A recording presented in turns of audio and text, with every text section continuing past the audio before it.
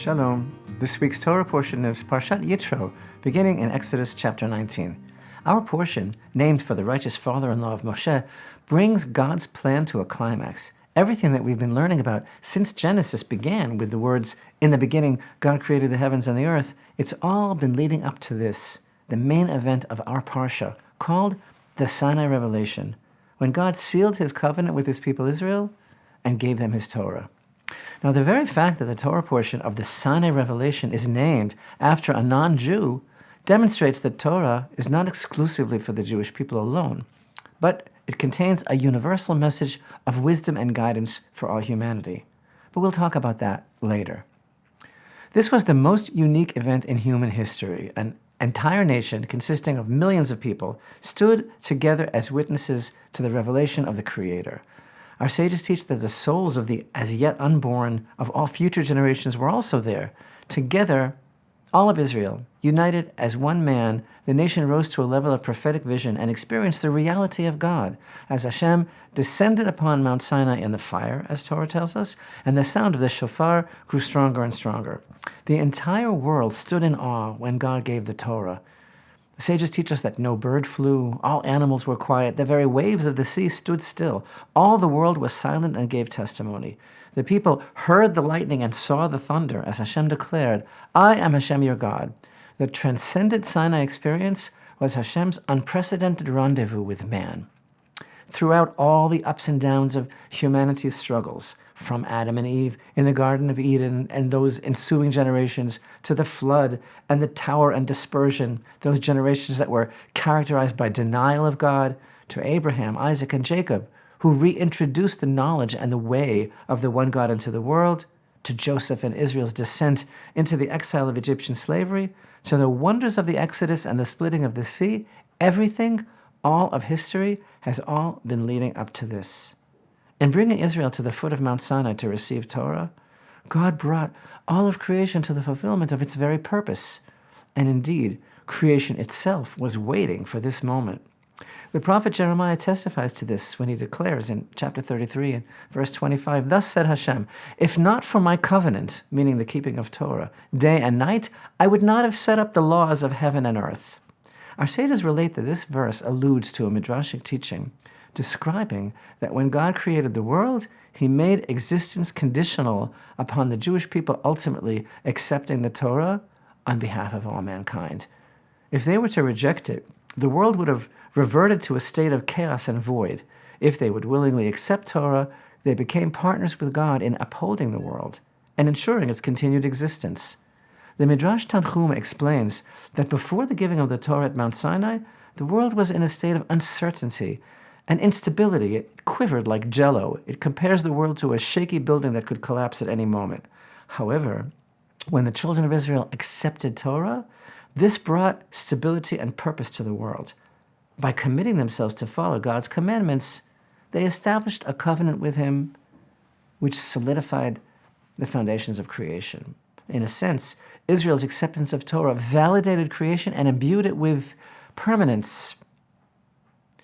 So the giving of Torah at Mount Sinai was not simply a historical event, but a fulfillment of Hashem's will and an enhancement, a tightening, a perfection of reality that guaranteed the continued existence of the world. And this event is so important, and its details are so central to our very existence, that Torah itself commands us to remember it every day of our lives, as we find in Deuteronomy chapter 4. "But beware and watch yourself very well, lest you forget the things that your eyes saw, and lest these things depart from your heart all the days of your life, and you shall make them known to your children and to your children's children." So open up your heart. Chapter 19 begins with the nation's arrival at the wilderness of Sinai, in preparation for this most unprecedented event in the history of the world. And so here's the scene. The people encamp there in the Sinai desert, opposite the mountain, and Moshe ascends to God. Hashem called to Moshe from the mountain and gives him some preliminary instructions before giving the Torah to Israel.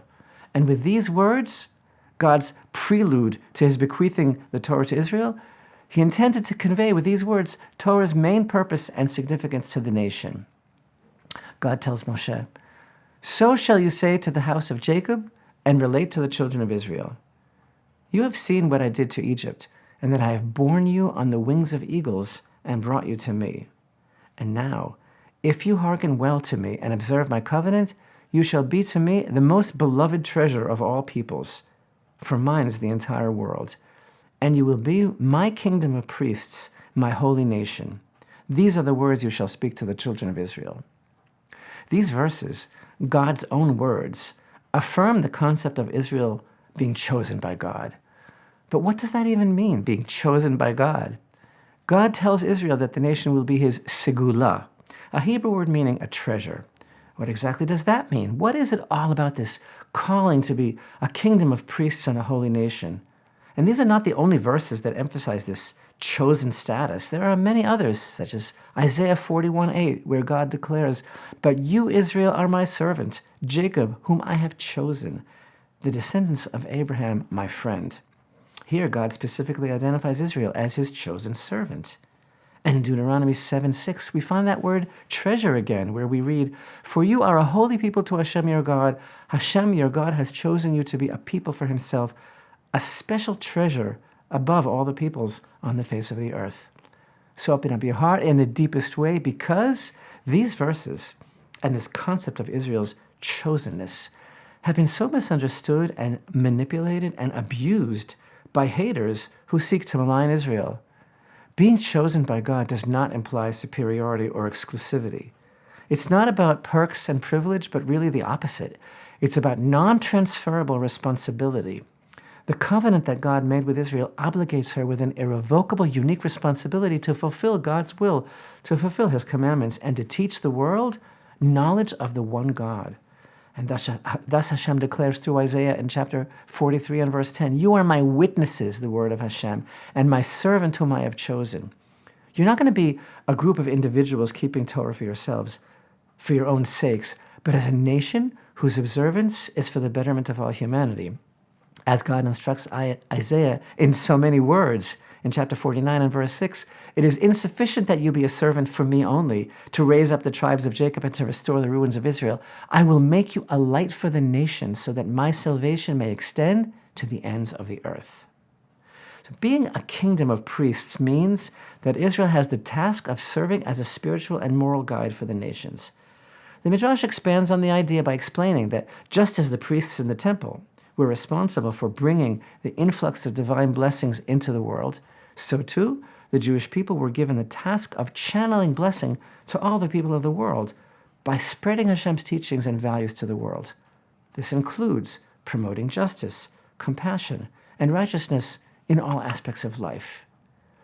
This is how the great Rav Samson Raphael Hirsch explains Hashem's instructions upon Israel's arrival at Sinai, as we find there in the beginning of chapter 19. He writes, "Now that you have come to this place at my invitation to serve me on this mount, if you really wish in earnest to obey me and carry on your relationship with me that you have started, I make a fundamental condition," God says, "that you become a segulah to me more than any other nation." As we can learn from verses like Ecclesiastes 2:8 and 1 Chronicles 29:3, Rav Hirsch continues, "This word segulah means a possession, the special property of only one owner, such as a king, a possession over which nobody else has any rights, which has no relationship to anybody else." God uses this word to describe Israel's relationship with him, to indicate that the nation must be completely and exclusively his possession in every phase of its being, that Israel's whole existence and all its desires be completely dependent on him, that none other than him has any influence on the direction of its lives and actions. For this relationship is a model for the whole world. It's the beginning of the return of the whole world to its normal condition. The whole of humanity, every nation in the world, is destined to have this relationship with me, God says. It's just for this ultimate destiny of the whole world that you are to become a kingdom of priests and a holy nation to me. A kingdom of priests means that each and every one of you is to become a priest whose actions are completely subservient to me, to take the yoke of heaven faithfully on his shoulders and become a true Kohen, a priest who by his word and example spreads the knowledge of God and loyalty to him. Till here, the words of Rabbi Shimshon Raphael Hirsch. So this is how you'll be a treasure and a kingdom of priests. God entrusted you to teach the knowledge of him and belief in him to the entire world. This responsibility does not mean that Israel imposes its beliefs on others. It means that the nation should strive to exemplify and share the ethical and moral teachings of the Torah. Israel is enjoined to live a life of righteousness, justice, and compassion, and through their life to inspire others to seek a closer relationship with Hashem and to follow his commandments. This is the meaning of Isaiah's prophecy that out of Zion shall go forth Torah and the word of Hashem from Jerusalem. This is the goal of human existence on this earth. Thus in Deuteronomy 6, we find the great declaration of faith. Hear, O Israel, Hashem is our God, Hashem is one. This powerful, emblematic verse contains so many, many levels of meaning, layer upon layer. But Rashi teaches us the simplest and yet most profound intention of these words. Hashem, who is now our God, but not the God accepted by the nations, will in the future be the one God, the God of the nations as well. As the prophet Zephaniah declared, for then I will change the nations to speak a pure language, so that they will all proclaim the name of Hashem, to worship him of one accord. And as Zechariah prophesied in chapter 14, on that day, Hashem and his name will be one. It must be emphasized that irrespective of Israel's unique role, all individuals of all nations and all backgrounds have the potential to connect with Hashem, to find expression and spiritual fulfillment through the Torah and its commandments, and to fulfill their own purpose in life. Each person possesses a spark of the divine within them, and regardless of their background, every human being has the opportunity to seek a relationship with Hashem and contribute to the betterment of the world. Thus the Talmud states, whoever studies Torah for its own sake, his learning becomes an elixir of life for him. As it is written, it is a tree of life to those who grasp it. Proverbs chapter 3. And even a non-Jew who engages in Torah study with sincerity and dedication can become as great as the Kohen Gadol, the Talmud says, the high priest in the Holy Temple. This is the transformative power of Torah study, that it can bring one to attain a spiritual level comparable to that of the Kohen Gadol, the high priest. This is an affirmation of the universal nature of Torah wisdom and its potential to elevate individuals from all background. In that light, consider this powerful statement attributed to no less than the prophet Elijah. There's an ancient book, a midrashic work called Tana Devei Eliyahu, which is a collection of teachings and stories attributed to Eliyahu Hanavi, the prophet Elijah. In chapter 9, we find this passage. Elijah declares, I call heaven and earth to witness, whether man or woman, whether Jew or non-Jew, whether slave or maidservant, each individual according to their deeds, divine inspiration can rest upon them. This passage emphasizes the inclusivity of divine inspiration. It's not limited by gender, religious affiliation, or social status. It affirms that any human being, regardless of their background, can merit divine inspiration based on deserving it, on God finding the person worthy through their positive actions and deeds. Because everything is about action. Torah isn't a philosophy, it's about doing. A person needs to believe, and belief is in the heart. But that belief needs to be expressed through action, because belief that doesn't lead to change isn't real belief. The first and most basic effect that belief should have on a person is in aiding him in his self-control over his negative urges and in strengthening him to refrain from evil. But his faith should also obligate him to do good, and not what he decides is good according to his conscience, but what his Creator calls good. What the Creator calls good is what will uplift a person and give life meaning. As the great Maharal teaches, the Torah's commandments are like a rope that pull a person up from the lowest pit, that is, the material world, towards the higher world, refining him from materialism. Now, whether we are referring to the mitzvot that are relevant to the people of Israel, or to the mitzvot that are obligatory on the descendants of Noah, it's Hashem's commandments which build a person's character, guiding us all to become better people. So open up your heart in the very deepest way. There's a well-known midrashic teaching that before Hashem gave the Torah to Israel, he offered it to all the nations of the world, and they each asked, what is written in it? Meaning, what's in it for me? Hashem responded to each one by mentioning one of the commandments that they found difficult to accept. And the nations, one by one, declined the offer, saying that they couldn't possibly fulfill that particular commandment. It's too hard for them. However, when Hashem approached the Jewish people and offered them the Torah, they responded with complete unity and enthusiasm, saying, as it's written in Exodus 24:7, Na'aseh v'nishma, meaning we will do and we will listen. This demonstrated their unwavering commitment to accepting and fulfilling the entire Torah, regardless of the challenges it presented, and even if they did not understand the reason for any particular commandment, first and foremost, we will do, even if it's beyond our understanding, and even if it's difficult. And so here is the deepest and harshest truth. The Sinai revelation defines the meaning of and the reason for Israel's existence, and, open up your heart deeper than ever, ironically, it also defines the reason why throughout the generations until this very day, until this very hour, Israel's very existence, the nation, her people's right to exist, is challenged and questioned. It defines the suffering Israel endures throughout the generations, because we must be a kingdom of priests towards all humanity. So there is a midrash that plays on the word Sinai, in Hebrew Sinai, to explain the origin of sin'ah, hatred towards the Jewish people. The midrash then explains the play on words by stating that the word Sinai is reminiscent of the Hebrew word sin'ah, which means hatred. The nations of the world developed hatred towards the Jewish people, states the midrash, because they were chosen to receive and accept the Torah.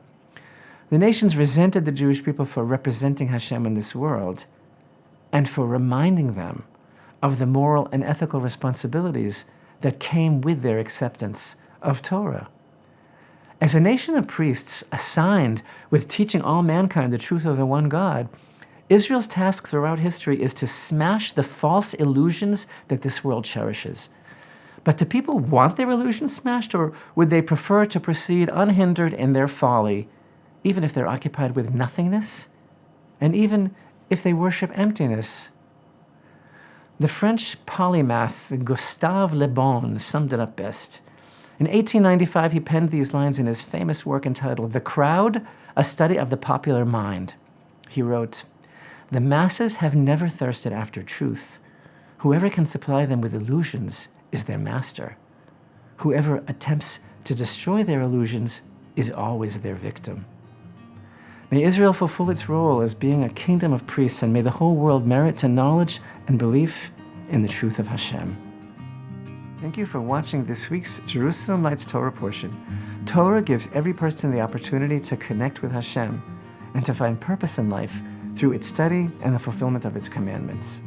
Jerusalem Lights emphasizes this principle of Torah for everyone, and the generous support of our viewers enables these productions to continue. Shabbat Shalom.